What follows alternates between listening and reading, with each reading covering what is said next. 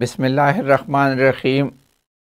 Chapter number 1 के majority एसएलओज हमने ख़त्म कर लिए, लेकिन मैं देखना चाह रहा हूँ कि आप लोगों ने पढ़ा है या नहीं। कोई बता सकता है कोई एसएलओ इसमें से रहता है जो चैप्टर के स्टार्ट में एसएलओज दिए होते हैं? आप लोगों ने आया वो एसएलओज पढ़े, उसमें कोई ऐसा एसएलओ जो आपको ना पढ़ाया गया हो, आपने देखा, एक्सरसाइज पढ़ी? शाबाश। कोई भी बंदा हैंड रेस करे जिन्होंने एसएलओस पढ़े हो और उनको पता लग गया हो कि कोई एसएलओ रह गया। शाबाश। एनीवन? अपने वो ऑन करें, वो पिक्चर वीडियो ऑन करें। हाँ जी, हैंड रेस करे अगर किसी को पता है। आवाज़ क्लियरली आ रही है आप सबको? थंब अप करें अगर आवाज़ आ रही है। ओके, तो आवाज़ आ रही है तो फिर बोल क्यों नहीं रहे? कौन सा एसएलओ रहता है? शाबाश। हाँ खदीजा, खदीजा आपने सवाल पूरे पढ़े? मुनीब, मुनीबा, मुनीबा, मुनीबा शाहिद, शाबाश। कोई बताएं कौन सा एसएलओ ऐसा है जो कि रह गया हो, हमने ना पढ़ा हो? फिर मैं एक्सरसाइज की तरफ आऊंगा।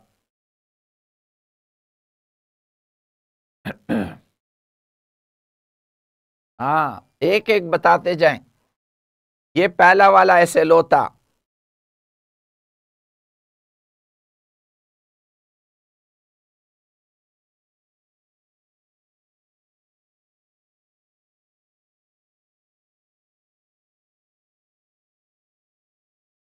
दिस वन आ गया। अच्छा ये देखें, पहला एसएलओ देखें, पहला एसएलओ,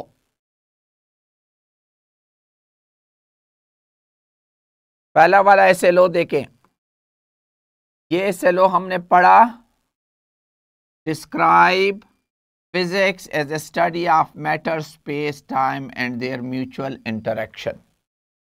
इस पे कोई सवाल आए तो आप कर सकते हैं मेरे ख्याल में कि फिजिक्स क्या है और फिजिक्स की आपस में मैटर और एनर्जी को कैसे रिलेट करता है। Explain with examples that physics have सब फील्ड। इसमें से कुछ फील्ड हमने डिस्कस किए, और फिर इंटरडिसिप्लिनरी फील्ड, जिस तरह हमने बायोफिजिक्स, फिजिकल केमिस्ट्री वगैरह डिस्कस किए। और इसमें से कुछ कुछ फील्ड्स हमने डिस्कस किए, कुछ हमने छोड़ दिए थे कि आप लोग खुद देखें। ये कोई मुश्किल काम नहीं है, आप बड़े आराम से सर्च भी कर सकते हैं। जो आपको नहीं आते आज मुझसे पूछ ले। Explain with examples how physics is a subset of physical science and natural science, जिसमें हमने बताया था कि नेचुरल साइंस के नीचे 3 किस्म के वो ब्रांचेज आ जाती है, फिजिकल साइंस, लाइफ साइंस और तीसरा क्या था, किसी को याद है? Earth science. हमने इस तरह बताया था। और फिर फिजिकल साइंसेस के नीचे आपका फिजिक्स, केमिस्ट्री और एनवायरनमेंट आता था।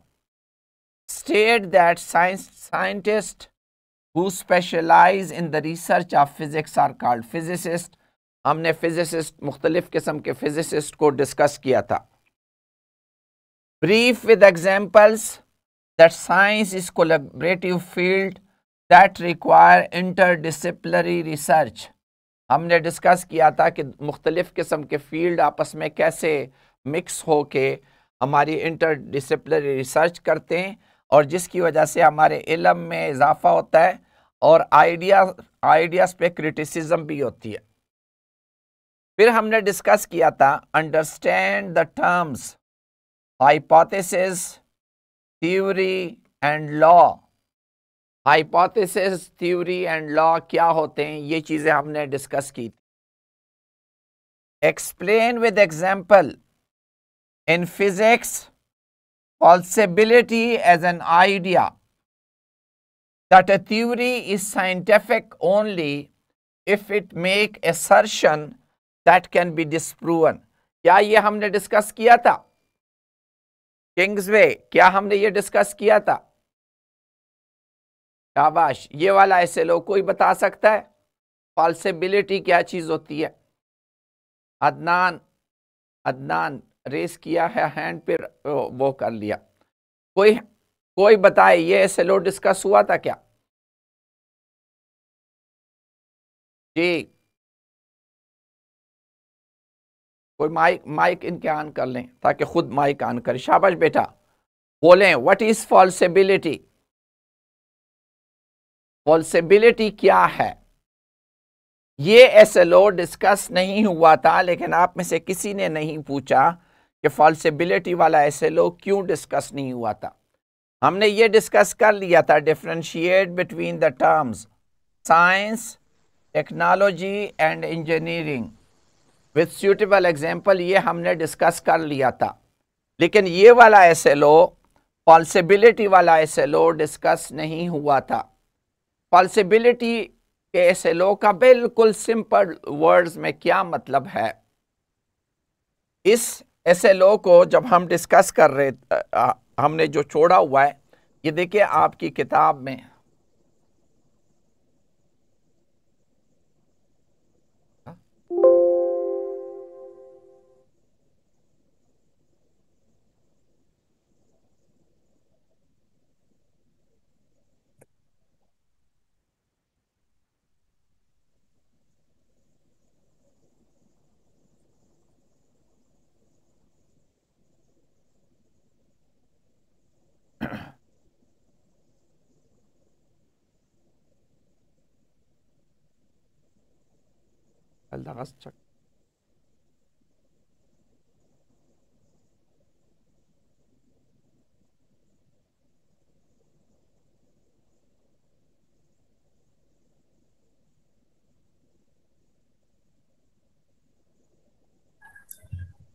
अस्सलाम वालेकुम सर जी। वालेकुम सलाम जी, बोलें। आपकी आवाज बंद हो गई दोबारा। कौन बोल रहा था? हैंड रेस करें। मैं आपको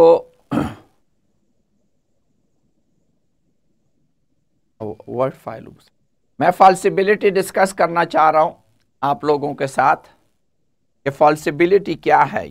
पीपीटी तो खुला, पीपीटी ब्लैक।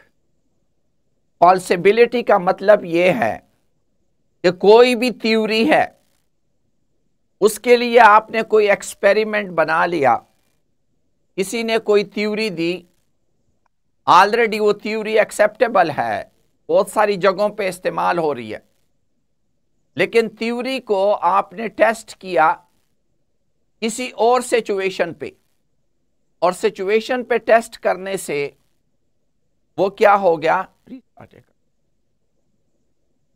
हाँ, अगर उस थ्योरी को मैंने टेस्ट किया और वो थ्योरी जो है उस सिचुएशन पे ठीक नहीं हुई, तो थ्योरी क्या हो गई? फॉल्स हो गई। फॉल्सिबिलिटी कैसे कहते हैं? कि फॉल्स हो गई। मतलब इसका टोटल ये है कि कोई भी थ्योरी हो, वो बिल्कुल वो नहीं है कि थ्योरी है तो बस थ्योरी ही ठीक होगी। थ्योरी किसी सिचुएशन में फॉल्स साबित हो सकती है। अगर वो फॉल्स साबित हो गई तो उस थ्योरी को रिजेक्ट कर दिया जाता है। अगर कोई थ्योरी फॉल्स साबित नहीं होती तो उसको साइंटिफिक थ्योरी कहते हैं। ठीक है, बस सही है, थ्योरी चल रही है, चल रही है। थ्योरी बाज औकात एक खास वक्त तक चलने के बाद कोई ऐसे हालात पैदा हो जाते हैं कि कोई चीज उससे एक्सप्लेन नहीं होती, तो हम कहते हैं थ्योरी क्या हो गई? फॉल्स हो गई। फॉल्सिबिलिटी का मतलब है कि वो गलत हो गई है। तो फॉल्सिबिलिटी का मतलब क्या है? लॉ गलत नहीं हो सकता, लॉ गलत नहीं हो सकता, लेकिन थ्योरी, क्योंकि लॉ क्या है? एक सिचुएशन है। लॉ एक सिचुएशन है जिसको आपने प्रैक्टिकली सारे लोगों ने देखा है कि इस तरह हो रहा है। एक चीज के होने के अमल पे लॉ बनता है, लेकिन थ्योरी उसकी एक्सप्लेनेशन को कहते हैं। थ्योरी उस चीज की एक्सप्लेनेशन को कहते हैं, और एक्सप्लेनेशन करते हुए अगर आपने एक्सप्लेनेशन की, वो एक्सप्लेनेशन बहुत सारे लोगों ने एक्सेप्ट की, बाद में पता चला कि ये एक्सप्लेनेशन में तो ये कमजोरी थी, तो वो थ्योरी गलत हो जाती है। अभी मैं आप लोगों के साथ एक्सरसाइज डिस्कस करना चाहता हूं। शीजा भट्टी कुछ कहना चाह रही है, तो माइक अनम्यूट करें इन सबके। वहां फुल शो हो रहा सर जी आपकी आवाज अटक अटक कर आ रही है। बेटा सबको आवाज कट कट के आ रही है या सिर्फ आपको? कोई और बात करें बेटा, कोई और बताए, आवाज ठीक आ रही है कि नहीं? सर सही आवाज आ रही है। हाँ आवाज आ रही है हाँ बेटा, ये सर, आपकी आवाज कट कट के आ रही है। एक मिनट, सही आ रही है, आपकी आवाज कट के आ रही है। मैं आपको बताऊं, अगर अगर एक बंदे को भी मेरी आवाज ठीक हमें आ रही है। सर जी आपकी आवाज कट कट के आ रही है। नो सर, आपकी आवाज आ रही है। देखिए ये आपके आ रही है। अच्छा आ रही है बात। बस फिंगर, ठीक है, इट्स ओके। जिन लोगों को आवाज नहीं आ रही, आप लोग अपनी सिस्टम को देखें। हमारी तरफ से आ रही है। हाँ, अभी हाँ, अगर मेरी तरफ से एक बंदे को भी आवाज सही जा रही है तो इसका मतलब हमारा सिस्टम ठीक है। और अगर आपको नहीं आ रही तो आप अपने सिस्टम को फिर चेक करें। हम आज आते हैं, हमने एक्सरसाइज डिस्कस करना है। एक्सरसाइज में पहले एमसीक्यूज हैं, आप लोगों ने मुझे रिस्पॉन्ड करना है। कोई साइट पे रिस्पॉन्ड करना चाहे लिख के, या कोई जो है वो करना चाहे। मैं आपको एक एक सवाल पूछूंगा, हर बंदे ने मुझे सवाल बताने, ठीक है? हाँ? अच्छा, ये सवाल देखें। पहला क्वेश्चन, कौन जवाब देगा पहले एमसीक्यू का? शाबाश। Optics is a branch of physics that investigate. उस दिन भी हमने डिस्कस किया था, मेरे ख्याल में ये तो सबको आता है। The properties of light. Exactly, the properties of light. ये दूसरा सवाल देखें। Physics is consider a natural science because, हाँ शाबाश, कौन सा ठीक है? बोलें, शाबाश। Deals with the natural world and its phenomena. Exactly, deals with the natural world and phenomena. Is a physical science, physics primary involve, क्या इन्वॉल्व करता है physics? Studying matter and energy. हाँ, Studying matter and energy. good. An example of Studying matter and energy. अच्छा, an example of physics intersecting with other physical sciences. आपसे कहते हैं ऐसी मिसाल दें जो दूसरे फिजिकल साइंसेस के साथ इंटरसेक्ट कर रहा हो, मींस इंटरडिसिप्लिनरी। तो कौन सा आंसर सही होगा? शाबाश। The study of geological layers. The study of Earth's geological layers. Exactly.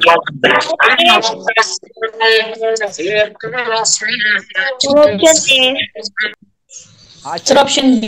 Ashim, Ashim आपका माइक, आपका सिग्नल ठीक नहीं है। Option A.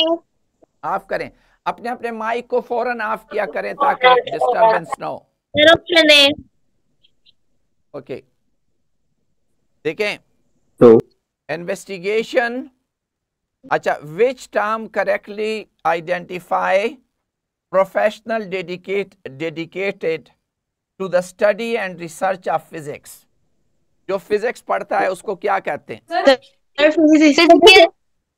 फिजिसिस्ट। हाँ, उसको क्या कहते हैं? फिजिसिस्ट कहते हैं। जो फिजिक्स पढ़ता है उसको फिजिसिस्ट कहते हैं। जरा ये शॉर्ट क्वेश्चन देखें, ये शॉर्ट क्वेश्चन देखें।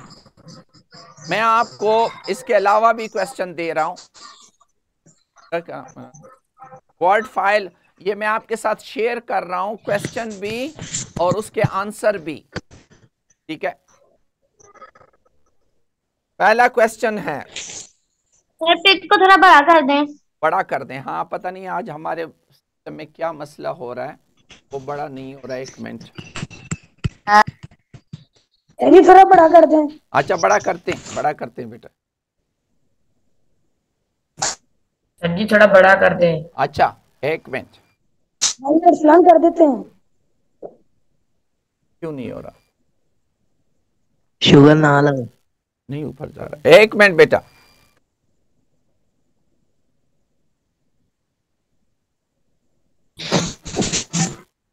एक मिनट,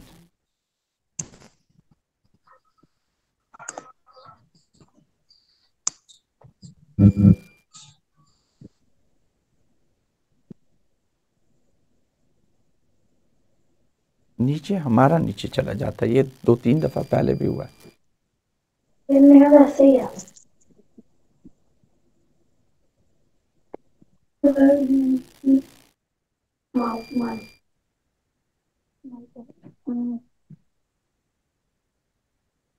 ऊपर क्यों नहीं जा रहा?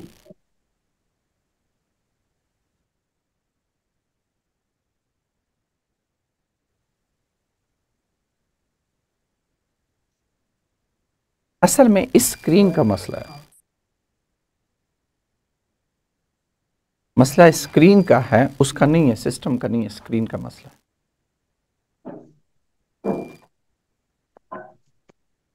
और ये बार बार इस तरह कर रही है।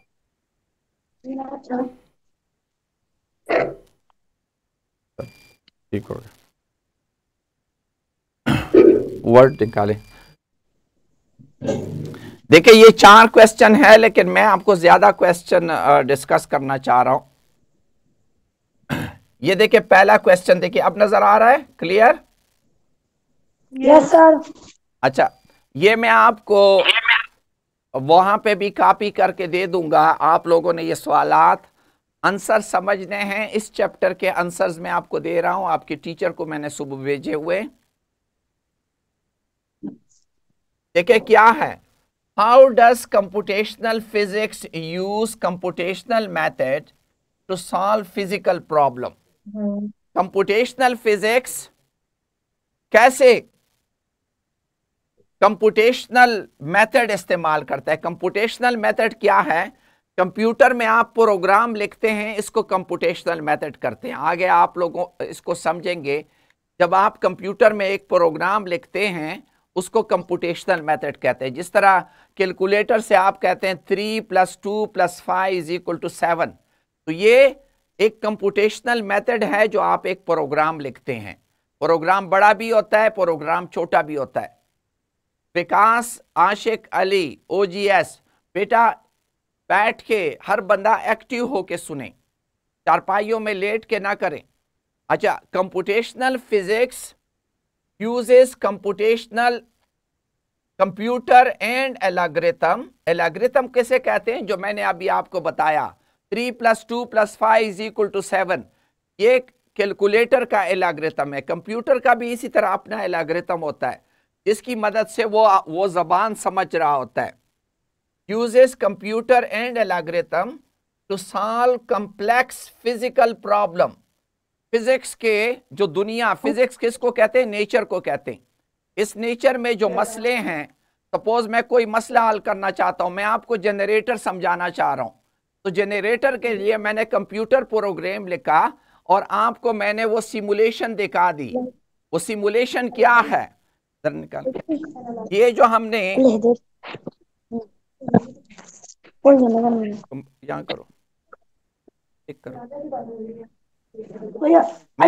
क्या है? अच्छा बेटा, अपना माइक ऑफ रखे, जब जब बात आपस में करें अपने माइक को ऑफ रखा करें।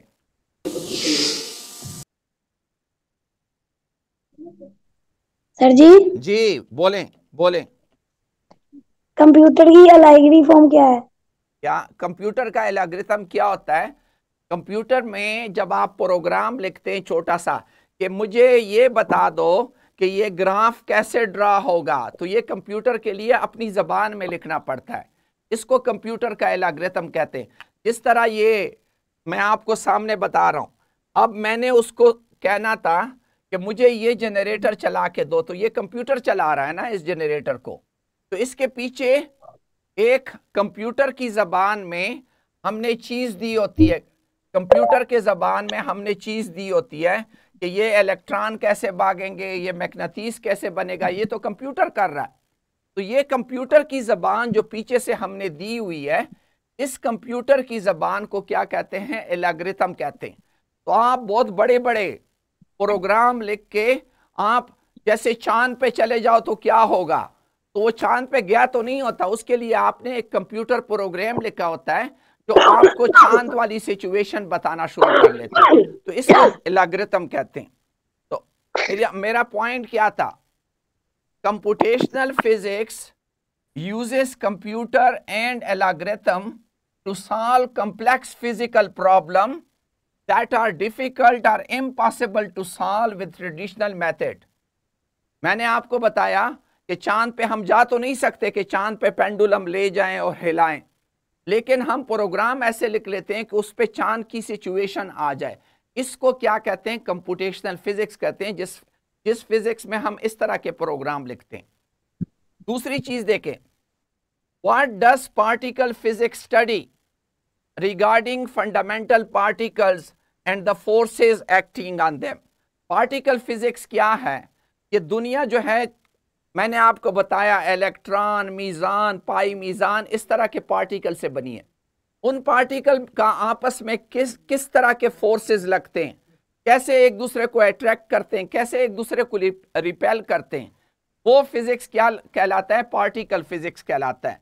तो आपसे कह रहे हैं कि पार्टिकल फिजिक्स में आप फोर्सेस के मुतालिक क्या कहते हैं?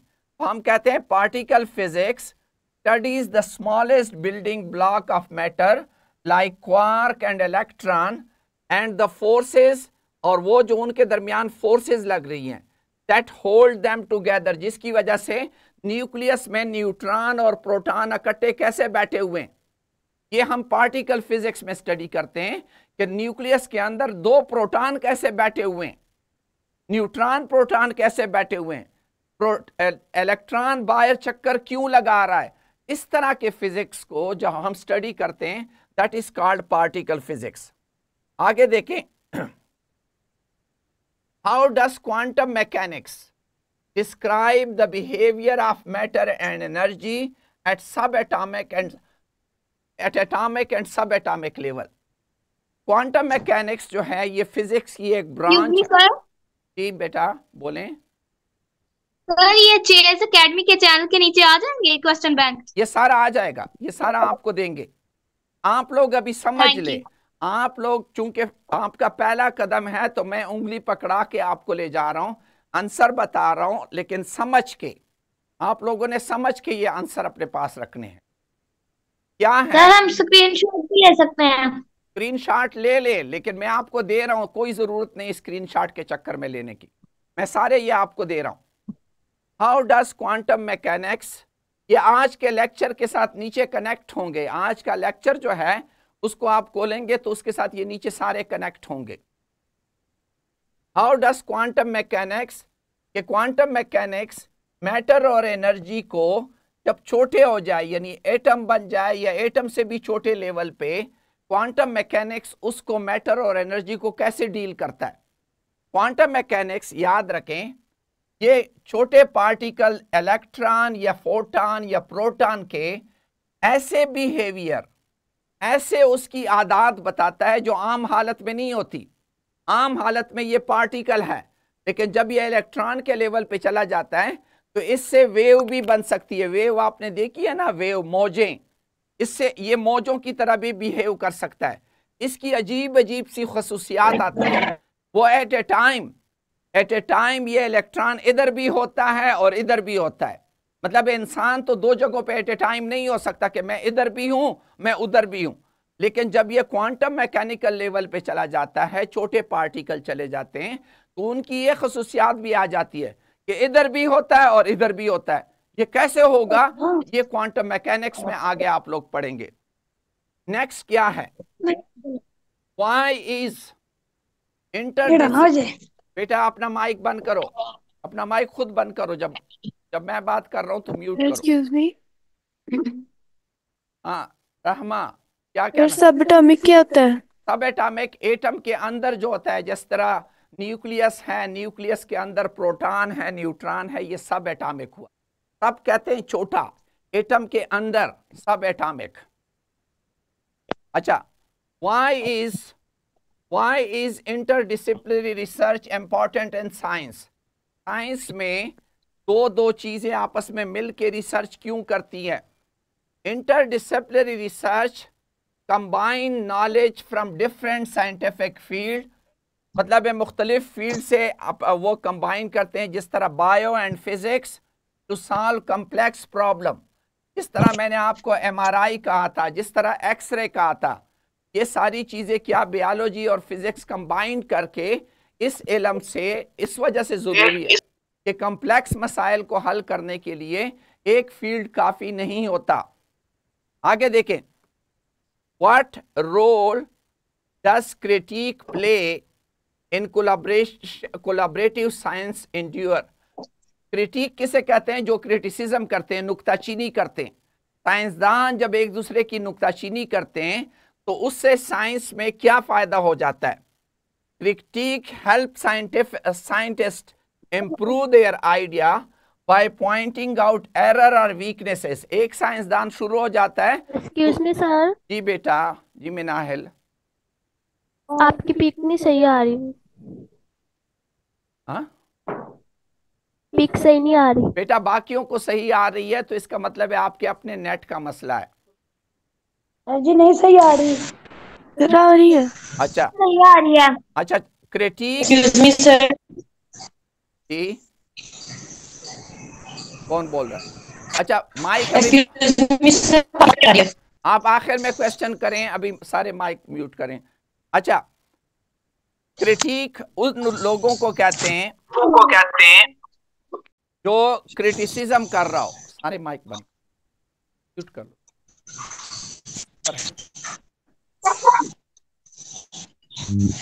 यस अच्छा, क्रिटिक मींस जो लोग क्रिटिसिज्म कर रहे हैं। Critic help scientist improve their idea by pointing out error। कि जो नुक्ताचीनी करते हैं उससे क्या फायदा होता है कि वो दूसरे साइंसदान की गलतियां या कमजोरियों को पॉइंट आउट करते हैं, उस पे ये बताते हैं कि यहां तुम्हारी गलती है, यहां तुम्हारी गलती है, जिससे फायदा क्या हो जाता है? कहां चला गया?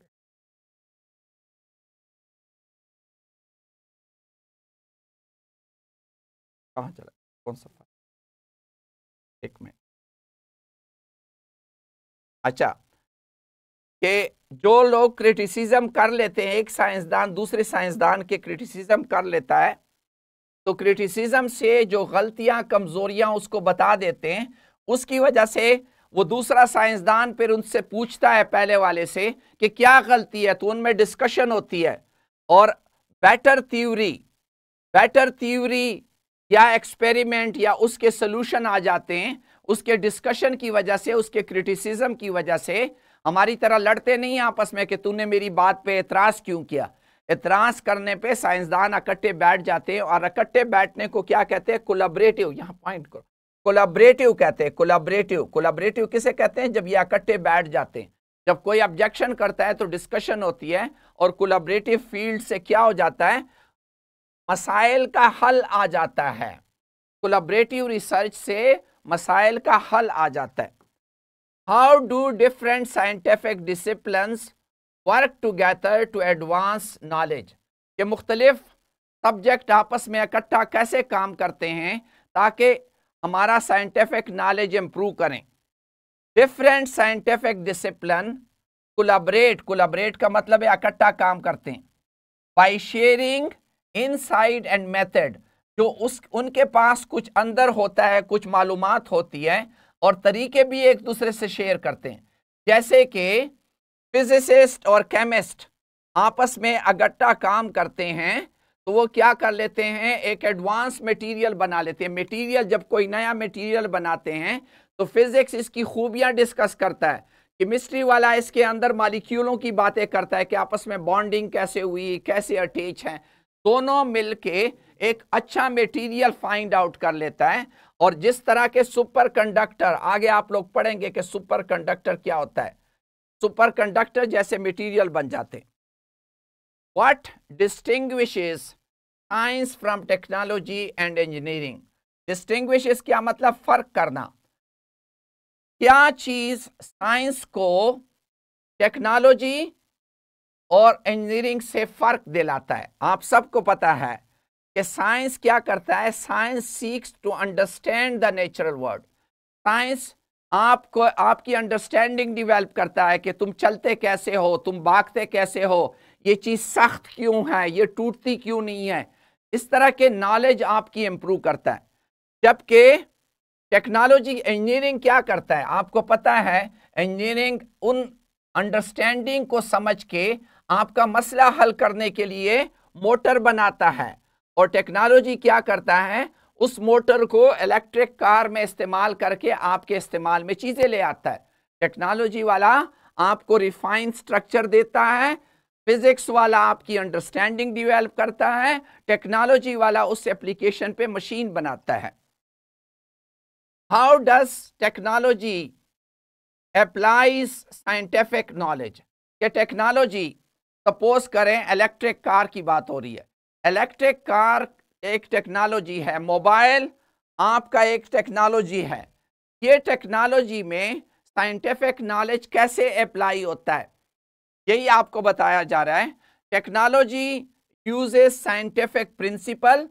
टेक्नोलॉजी क्या इस्तेमाल करती है? साइंस के उसूल इस्तेमाल करती है टू डेवलप टूल। टूल कहते हैं ये एक टूल है, ये कम्युनिकेशन का एक टूल है। मोबाइल से आप कम्युनिकेशन करते हैं, ये कम्युनिकेशन का एक टूल है। साइंसदानों ने इस उसूल इस्तेमाल किए। इसमें कौन से उसूल इस्तेमाल होते हैं? इसमें रेडिएशंस आती हैं, और वो रेडिएशन जो आती हैं वो क्या होती हैं? वो इलेक्ट्रोमैग्नेटिक रेडिएशंस होती हैं, जो मोबाइल फोन में आती हैं, कंप्यूटर में आती हैं, जिसकी मदद से क्या हो जाता है? आपका मोबाइल साइंस के उसूलों पे बनी हुई एक टूल है। तो क्या हमारा सवाल था कि टेक्नोलॉजी साइंटिफिक नॉलेज को कैसे अप्लाई करती है? टेक्नोलॉजी साइंटिफिक नॉलेज के उसूलों को इस्तेमाल करती है और एक नई मशीन आपके पास बना लेते हैं, डिवाइस बना लेते हैं, जिसमें क्या होता है?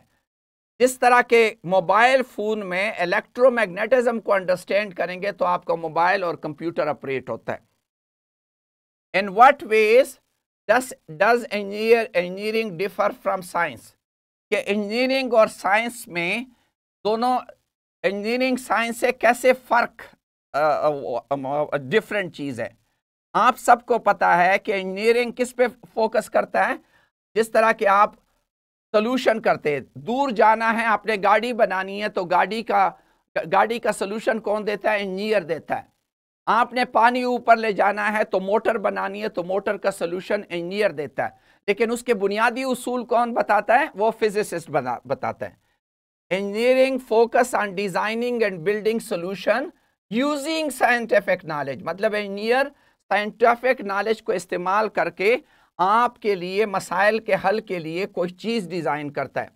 While science focuses on exploring and understanding natural phenomena.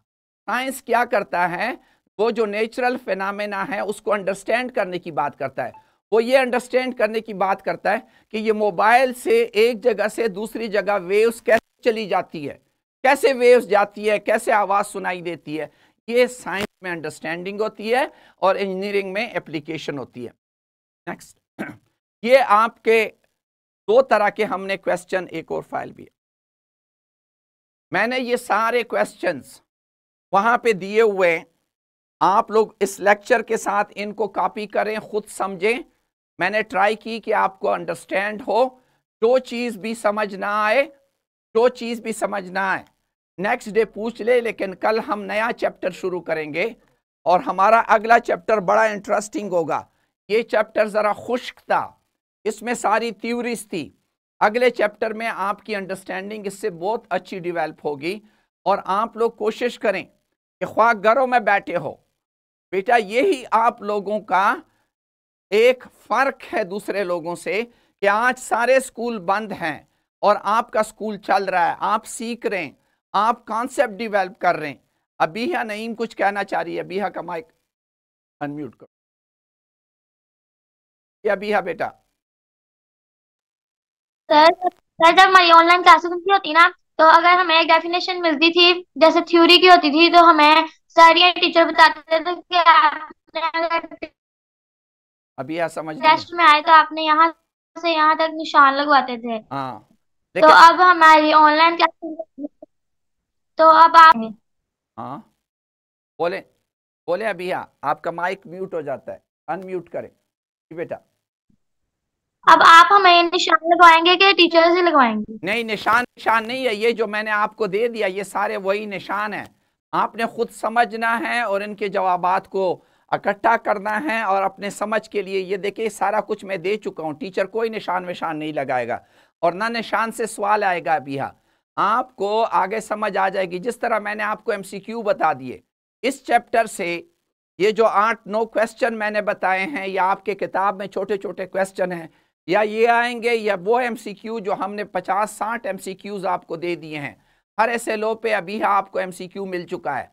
आपने अगर वो एमसीक्यू कर लिए और ये जो 8-9 शॉर्ट क्वेश्चन हैं जो मैंने आपको दिए ये समझ लिए और इनको खुद लिखने की प्रैक्टिस कर ली तो आपको कोई इशू नहीं होगा। अहमद हसन कुछ कहना चाह रहा है।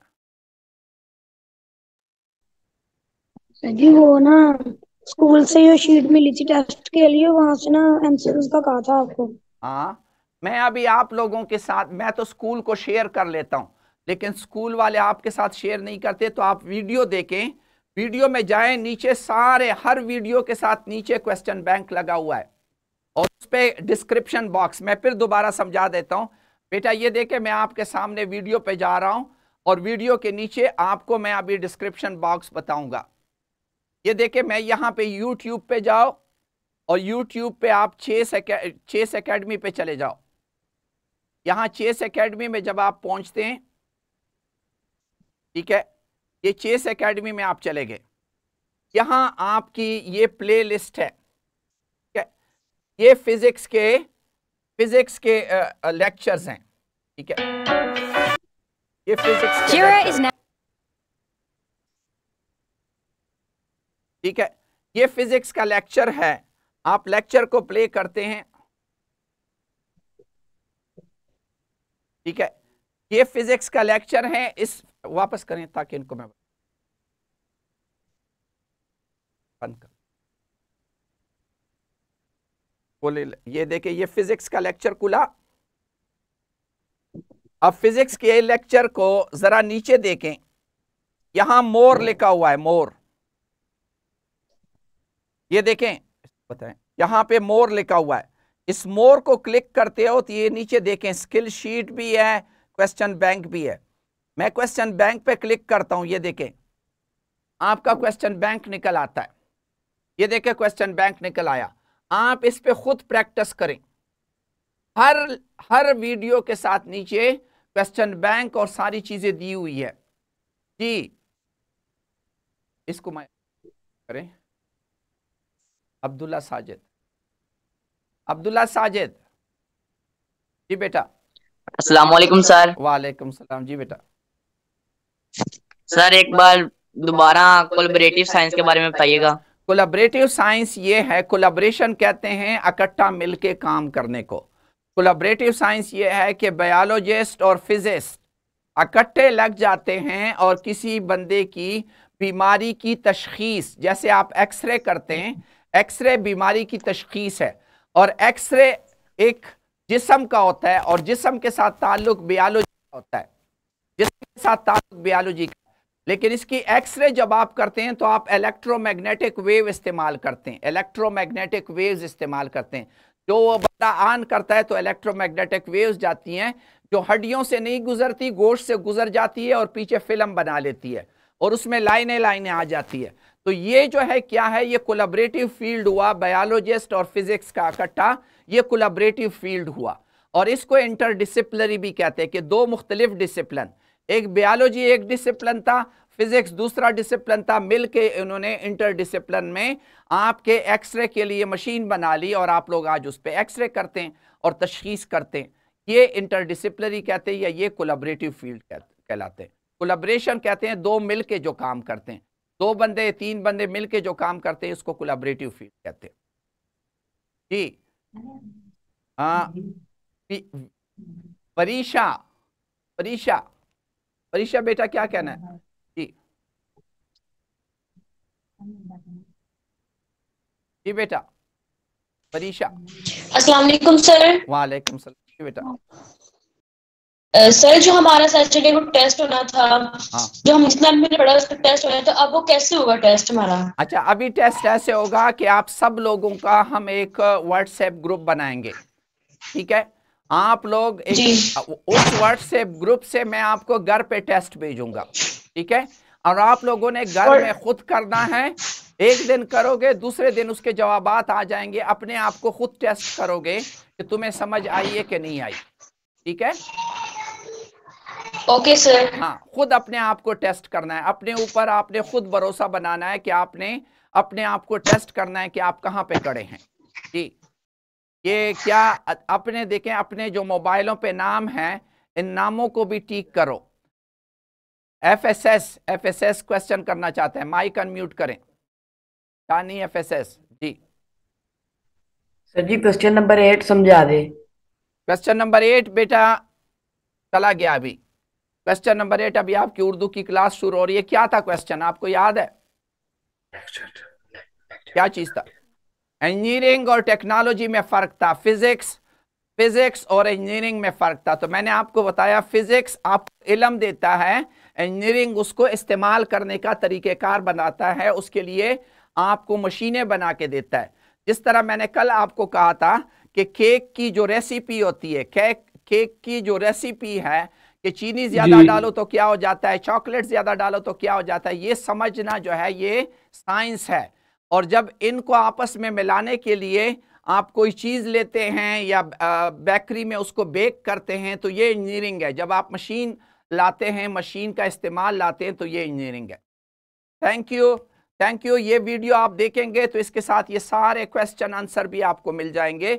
आप डिटेल से सारी वीडियोस, दोबारा चैप्टर की वीडियोस देखें और उसके साथ साथ नीचे क्वेश्चन बैंक दिए हुए हैं उनको सॉल्व करें। अगर आप इस प्रोसेस से गुजर गए, आपको कोई इशू नहीं होना, आपको किसी सवाल का कोई इशू नहीं होना। ये क्या है मोइज जीशान जी बेटा, जल्दी से क्वेश्चन करो, आपकी क्लास शुरू हो। सर ये प्रोबेबिलिस्टिक प्रिंसिपल्स उनसे थे, ये क्या है? हाँ बेटा, ये बहुत आगे की बात है। प्रोबेबिलिस्टिक ये होता है, प्रोबेबिलिटी कहता है इम्कान, कि इस इलेक्ट्रॉन का इम्कान है कि इधर भी हो सकता है, इधर भी हो सकता है। इम्कानात है कि वो इधर भी है, इधर भी है, इसको प्रोबेबिलिस्टिक कहते हैं, इम्कानात, ठीक है? तो ये आगे आप सेकेंड ईयर में पढ़ेंगे कि क्वांटम मैकेनिक्स कैसे प्रोबेबिलिस्टिक है, प्रोबेबिलिटी उसकी क्या है। यहां पे सारे अल्फाज की सिर्फ इंट्रोडक्शन है, ठीक है जी। रुमाइसा जी। अस्सलाम वालेकुम सर। वालेकुम सलाम जी बेटा। सर क्वेश्चन नंबर 9 की समझ नहीं आई। क्वेश्चन नंबर 9 किस चीज के मुतालिक था? कोलैबोरेटिव के मुतालिक था मेरे ख्याल में। हाँ जी।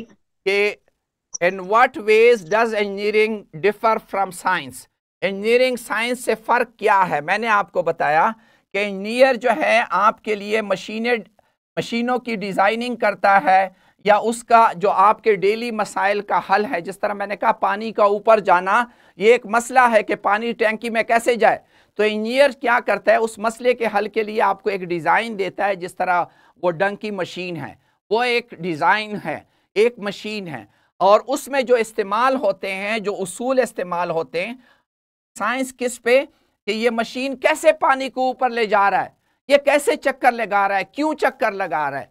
तो ये जो क्यों चक्कर लगा रहा है इसकी समझ जो है ये फिजिक्स में, ठीक है? ओके, हसीब कुछ कहना चाह रहा है, जल्दी से हसीब आपने अच्छा दोबारा हाथ, चलो okay, thank you very much. Urdu की क्लास शुरू हो रही है, बार बार मैं आपको कह रहा हूं, आप टीचर की वीडियो, अहमद हसन कुछ कहना चाह रहा है, अहमद सर जी वो जो आपने शीट बताया है कि मेरी लेक्चर खुल जाते हैं यूट्यूब से, सर एक दफा फिर समझाते समझ नहीं लगी थी। अच्छा ये देखो, देखिए अपने मोबाइल पे आप उस पे जाएं, गूगल पे जाएं, और यूट्यूब पे चले जाएं और यूट्यूब पे फिर सर्च में लिख ले chess hybrid academy, chess hybrid academy लिखें और चेस हाइब्रिड एकेडमी लिखेंगे तो ये चेस एकेडमी खुल जाएगी। ये देखें, जब ये खुल जाए तो आप प्ले लिस्ट पे चले जाएं, ये प्ले लिस्ट है और प्ले लिस्ट पे जाके ये देखें, ये फिजिक्स के लेक्चर हैं, ये केमिस्ट्री के लेक्चर है, ये इस्लामियात के लेक्चर है, ये इंग्लिश के लेक्चर है, ये मैथ्स के लेक्चर्स हैं। आप फिजिक्स पे चले गए, ये फिजिक्स का लेक्चर खुल गया। इसके नीचे जो है आप यहाँ पे थोड़ा सा नीचे देखें, ये जहाँ पे मैं लाइन कर रहा हूँ, यहाँ लिखा है मोर। इस मोर पे जब आप क्लिक करते हैं, इस मोर पे मैंने क्लिक किया तो देखो ये तीनों चीजें नजर आ गई। क्वेश्चन बैंक भी नजर आ गया, इधर ले आओ, क्वेश्चन बैंक भी नजर आ गया, स्किल शीट भी नजर आ गई, जो पावर पॉइंट प्रेजेंटेशन है वो भी नजर आ गई। अगर आप स्किल शीट देखना चाहते हैं तो स्किल शीट पे क्लिक करें, अगर क्वेश्चन बैंक को देखना चाहे तो इस पे क्लिक करें। इस पे क्लिक करेंगे तो आपका क्वेश्चन बैंक निकल आएगा, इस पे अपनी प्रैक्टिस करें। ठीक है, आप लोग टेक्नोलॉजी को आगे बढ़ाएं बेटा, टेक्नोलॉजी की मदद से ही आप सीखेंगे इन चीजों को, टेक्नोलॉजी की मदद। You are welcome, you are welcome. Okay बेटा, ओके बेटा।